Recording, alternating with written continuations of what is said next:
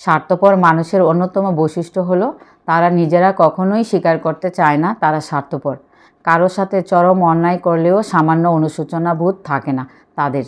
তারা নিজেদের সবসময় সব পরিস্থিতিতে সঠিক বলেই দাবি করে আসে। আপনি ভালো নাকি খারাপ সেটা স্রষ্টা জানে। আপনি শুধু ভালো মানুষ হবার চেষ্টা করুন। আপনি যে ভালো সেটা কারো কাছে বারবার প্রমাণ করার প্রয়োজন নেই।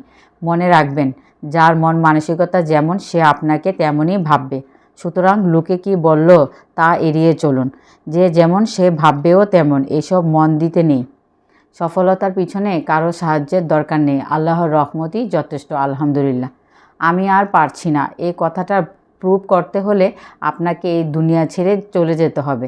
তার আগ পর্যন্ত সবাই ঢং মনে করবে।